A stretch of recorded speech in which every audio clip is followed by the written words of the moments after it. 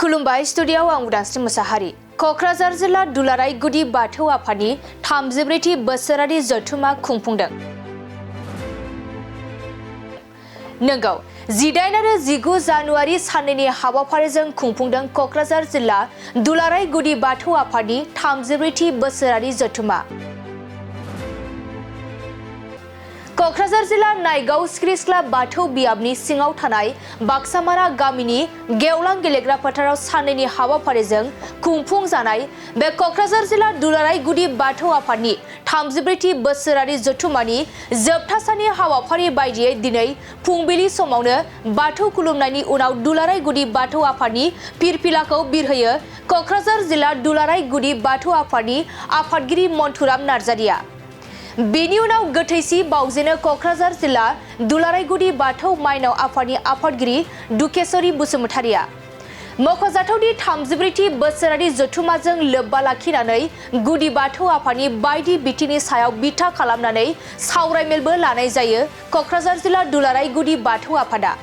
आरो जथुम्माजों लोब्बा लाखिनानै खुंफुंजानो गोनां दिनैनि गेवलां मेलनि हाबाफारियाव मिरु दुलाराय गुदि बाथौ आफादनि आफादगिरि देरलामांग्रा गयारीजों लोगोसे गुबुन गुबुन गुदि बाथौ आफादनि दैदेनगिरि आरो गोबां फरायसालिमाफोरनि बिबुंगिरिफोरा बाहागो लागोन होनना फोरमायथियो क'क्राझार जिल्ला दुलाराय गुदि बाथौ आफादनि आफादगिरि मन्थुराम नार्जारिया। साबायखर थाबाय बेखौ सोंनायनि थाखाय जे क'क्राझार जिल्ला दुलाराय गुदि बाथौ आफादा देग्लायजों 34थि बोसोरसालिया जुथुम्मा। बे जुथुम्माखौ जों साननैनि हाबाफारि लानाय जादों। बे साननैनि हाबाफारियाव दिनै नैथि सान।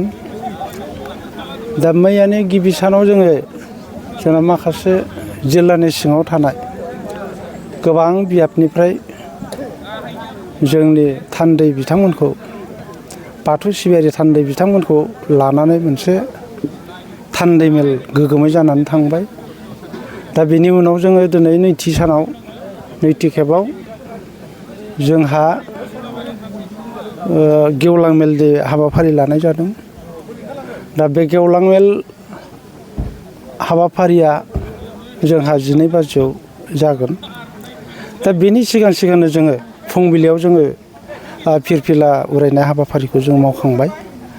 दा जोंहा बे हाबाफारियाव जोङो जोंनि दुलाराय गुदि बाथौ आफादनि गेजेर बेन्दोङाव सिङाव थानाय साफ्रोमबो धोरोमारिफोरखौ जोङो जोंनि बर' हारिनि आगोमा धोरोमखौ मुलुगाव अरायबो फोथांनानै लाखिनो थाखाय जोङो बोसोरफ्रामबो जोङो बेफोरबायदि जुथुम्मा लेंनानै जोंनि हारिनि गोथार धोरोमखौ जोङो फोजौखांनायनि हाबाफारि लानाय जायो। दा बे हाबाफारियाव जोङो दिनै गेवलां मेलाव जोंहा माखासे लेंहरजानाय आलासिफोर दङ। लेंहरजानाय आलासिफोर बिथांमोनहा दा सफैगासिनो दङ। बेवहाय बाहागो लाफैनो हागोन जोंनि दुलाराय गुदि बाथौ आफादनि मानाव गेदेर देरलामांग्रा गयारी सार फैगोन गाहाय आलासि महरै। बेनि उनाव बे गेवलां मेलखौ बेखेवगिरि महरै जोंहा बिथाङा नुजाफैगोन। जोङो दुलाराय गुदि बाथौ आफादनिनो गाहाय नेहाथारि रबिराम रामसियारि बिथाङा सफैगोन, बेखेवना होलांगोन। बेजों लोगोसे बे गेवलां मेलावनो जोङो माखासे बिबुंगोरा आलासि बिथांमोनखौ मोननो हादों। बिथांमोनहानो जाहैबाय क'क्राझार गभर्नमेन्ट कलेजनि बिबुंगोरा डक्टर बारहुंखा, कमार्स कलेजनि बिबुंगोरा डक्टर बिपुल चन्द्र बसुमतारी बिथांमोन बादि गोरों गोरा डक्टरेट सुबुंफोरखौ जोङो बाथौ धोरोम सिबिनायनि फारसे माखासे बिबुंथि बोसोनफोरखौ मोननो थाखाय माजे समाव जोङो लेंहरनानै बिथांमोननि बोसोनजों बिथांमोननि माखासे बिबुंथि होनायाव जों खोब गोजोननाय मोनदों। दा बेफोरबादिनो जोङो बोसोरे माखासे हाबाफारिफोरजों जौगानायनि फारसे जोंनि दुलाराय गुदि बाथौ आफादा जोङो खामानिफोरखौ मावगासिनो दङ। दा जोंनि बे हाबाफारियाव जोंनि जिल्लानि गोबां बियाबनिफ्राय बाहागो लाफैदों आरो दिनै गेवलां मेल हिसाबै रायजो राजाफ्रा फैगासिनो दङ। दा आंनि मोनदांनायाव दिनै जोंनि दुलाराय गुदि बाथौआव बा बुलि बाथि सिबिनायाव गोबां रायजो राजाफ्रा दा फारि फारि साबसिनै मिथिबोनानै दा जावरिखांबोगासिनो दङ। खोब गोजोननाय मोनदों। दा आङो उननि समफ्राव आरो साबसिन जाबावलांगोन बेखौ मिजिंथिनाय जाबाय आरोखि। बे थान्दै आयदा थान्दै मेलाव जोङो जे जिल्ला आफादाव जे जोंनि जिल्लाखौ फोजौनायनि थाखाय मानगोनां जोंनि गुबुन गुबुन दफ्रानिफ्राय नुजाफैनाय दावगाहोनायनि थाखाय बा गोजौ फारसे जोङो जिल्ला आफादखौ फोजौलांनो थाखाय जोङो माखासे हाबाफारिफोरखौ जों थान्दै मेलाव जोङो बेखेवनाय जादों बा लालायनाय जादों। बेवहाय जों माखासे थांखिफोरा जोङो बिसेसकरि जोङो जोंनि बुलि बाथौ सिबियारिफोरखौ जे गोदो गोदाय जे धरनै जोंनि बाथौ सिबियारिफ्रा एफा माने गादा गुदा खान्थिफोरजों सिबिबोनाय जायोमोन। बेफोरखौ फोसाबस्रांनायनि हाबाफारिफ्राव जोङो गोबां दैदेनगिरि साननो हनो गोरों दैदेनगिरिफोरखौ लानानैनो गामि गामि थांनानै बा न'खर न'खर थांनानै जोङो एवारनेस सांग्रांथि मेल बेफोरबायदि लेंनानै रायजो राजानि गेजेराव हाबनानै जोङो सिबियारिफोरखौ गोथौसिनै बाथौनि सान्थौ ओंथिफोरखौ गासिबो बुंफोर बिजिरनानै जोङो खिन्थानाय माखासे हाबाफारिफोर लादों। लोगोसे जोङो जे बे धोरोम आफादनि गेजेरजोंनो जोङो मोनसे समाज सिबिनायनिबो राहाखौ जोङो लानो सानदों बा लागासिनो दङ। जे जोङो गामि ओनसोलफ्राव जोङो दानि उन्दै लाइमोनफोरनि माखासे सोरबा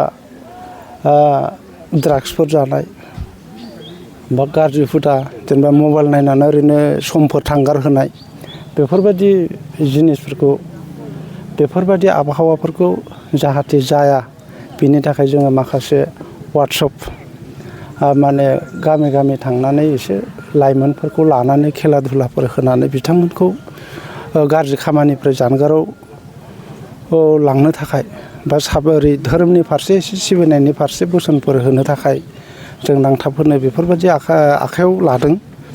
दा बेफोरबायदि मावनानै जोङो सुबुं समाजखौ जोंनि बर' माहारिनि सुबुं समाजखौ एसे साबसिनै दावगाहोलांनायनि माखासे लामाफोरखौ लागासिनो दं।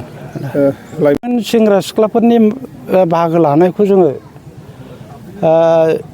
बिसेसकरि आङो दा ओरैबायदि मोनदांनो हादों जे गोदोनि समाव सिगां समाव उन्दै गथ' गथायफ्रा धोरोमनि फारसे जोंनि गारजेनफ्रानो बिथांमोनखौ सिबिनाय खुलुमनाय फारसे गिदिरखौ अनसायनाय फारसे मान होनाय फारसे जोङो फोरोंबोनो रोंनाय जायाखै। दा दानि लाइमोनफोरखौ जोङो ओरैबायदि मोनदांनो हादों जे माखासे फ्राय सिगांनिफ्राय एसे साबसिनै बिथांमोनहा उन्दैफ्रा एसे दावगाबोबाय। बिमा बिफानि माखासे बुंनायफोरखौ माखासे मानिबोनायबो दङ। जे जाय गथ'फ्रा जे बिमा बिफानि बुंनाय बोसोनफोरखौ खोनासङो धोरोमनि फारसे एसे हाबनानै बा बिमा बिफाजों मदद होफानो खामानि मावो बे लाइमोनफ्रा मालाबाबो गाज्रि सुबुं जानो हाया। दा आंनि नुनायाव जे हिनजावसा गथ'फोर दङ बे हिनजावसा गथ'फ्रा बांसिनै दा ओंखारबोनानै जोंनि बे बाथौ सिबिनायनि फारसे खुलुमनाय न'खरफ्राव लिरस्रां खालामनाय आरो जोंनि बे राजुहुवा जोंनि बाथौनि मिटिंफ्राव ओंखारबोनानै एफा बाहागो लानाय खामानिफोर मावफानाय बेफोरखौ मोननो हादों आरो। दुलाराय बाथौ सान 28 जानुवारि फैगासिनो दङ। खुब मोजां सोंथि। माने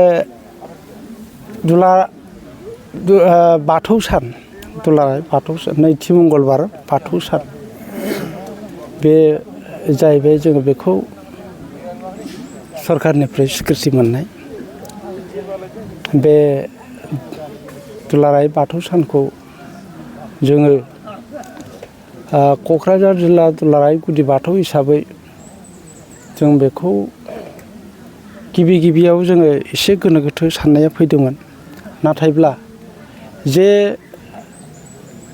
जोंनि धोरोमनिनो मोनसे सरकारनिफ्राय गोथार सिबिनायनि बन्दनि सान मोननाय बे फालिथाय सान मोननाय बे फालिथाय सानखौ जोङो गोदानै मोनसे हारिया बा मोनसे धोरोमा जावले सावले मोनबाय थानो हाया दा बेनिखायनो जोङो सिन्था खालामदों जे बेखौ उननि समफ्राव जोङो खालामनांगोन ज' खौसेयैनो बेखौ होननानै जोङो सानबोनायनि उनाव एबाराव जों क'क्राझार जिल्ला दुलाराय गुदि बाथौ आफाद दा जे नैथि मंगलबार बाथौ सानखौ जोङो दा दरफ्रोमबो जिल्लानि मावख'फ्राव आरो बियाब ओनसोलनि मावख'फ्राव जोङो फिरफिला उरायहोनानै जे बाथौ सानखौ फालिनायनि हाबाफारिखौ लानो बिथोन हरनाय जादों। मोनसे गोजोनथाव खौरां